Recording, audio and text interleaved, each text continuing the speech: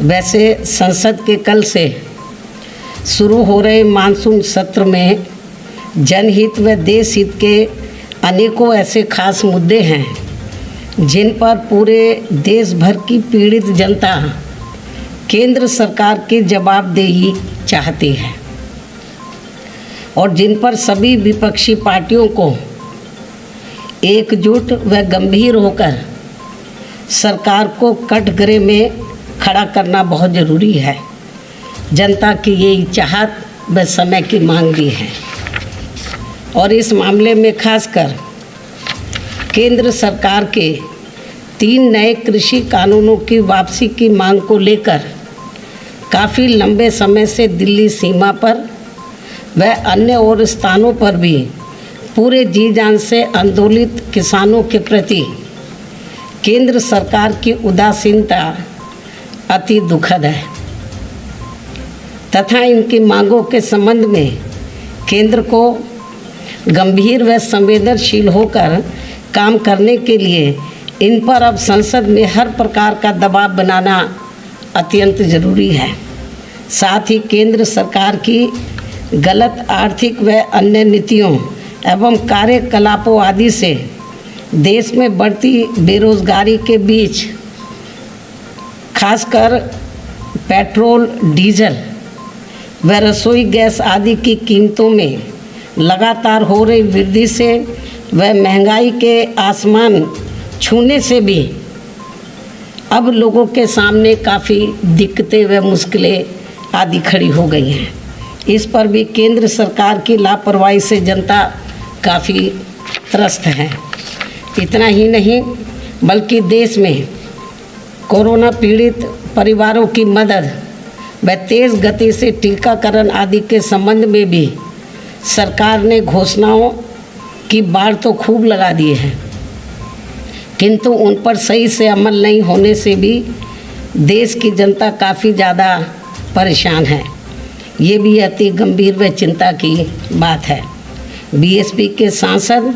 इन सभी खास मुद्दों को गंभीरता से उठाने के साथ ही अन्य और भी जनहित व राष्ट्रहित के ज़रूरी मुद्दों पर अपनी पूरी तैयारी के साथ अपनी बात संसद में ज़रूर रखें। ये इनको पार्टी का निर्देश भी है। तो ऐसे में अब इस समाज को, खासकर ब्राह्मण समाज को फिर से ये जागरूक करने के लिए कि प्रदेश में अन्य सभी समाज के साथ साथ इनका भी हित हर मामले में हर स्तर पर बीएसपी व इस पार्टी की सरकार में ही केवल सुरक्षित रह सकता है और इसका एहसास कराने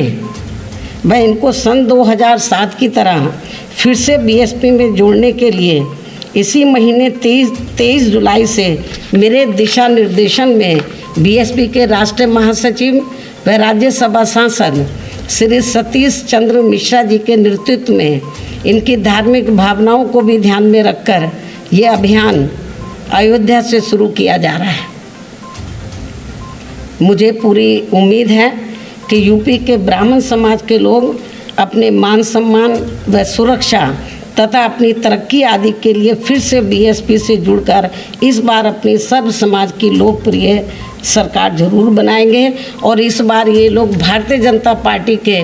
किसी भी बहकावे में नहीं आएंगे, किसी भी हथकंडे के बहकावे में नहीं आएंगे, बल्कि दलितों की तरह ये अटल रहेंगे और अटल रहकर जैसे सन 2007 में इन्होंने हमारी बात को माना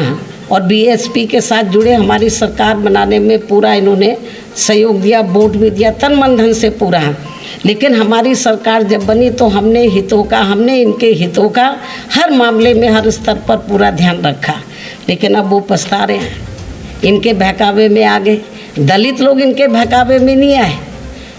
तो बहुत इन्होंने हथकंडे इस्तेमाल किए, कितनी यात्राएं निकाली इन्होंने, तो रथ भी कई निकाले इन्होंने, बहुत नाटकबाजी की। लेकिन मुझे अपने दलित वर्गों के ऊपर पूरा नाज है, दिल से नाज है, गर्व भी है कि ये लोग टच से मस नहीं हुए और बीएसपी के साथ खड़े रहे। तो मैं ब्राह्मण समाज से भी यही उम्मीद करती हूँ कि इनको कितना परखोगे, कितना आजमाओगे, इनको आजमा लिया आपने 5 साल पहले। कांग्रेस के ज़माने में भी ब्राह्मण समाज ने इनको आजमाया, अब इन्होंने भी और भी पार्टियों की सरकारों में आजमाया, अब बीजेपी को भी आजमा लिया। कितना आजमाओगे? अब इनको तिलांजलि देनी चाहिए और बीजेपी के बहकावे में ना आकर तो सन 2007 की तरह बीएसपी से इनको जुड़ना चाहिए और दलितों से प्रेरणा लेकर, चाहे कितना भी इनको लालच दे दे ब्राह्मण समाज को, कितना भी बहकाने की कोशिश करें, जैसे दलित लोग गुमराह नहीं होते हैं, बहकावे में नहीं आते, ऐसे इनको भी बहकावे में नहीं आना चाहिए। इस उम्मीद के साथ ही अब मैं अपनी बात यहीं समाप्त करती हूँ। धन्यवाद।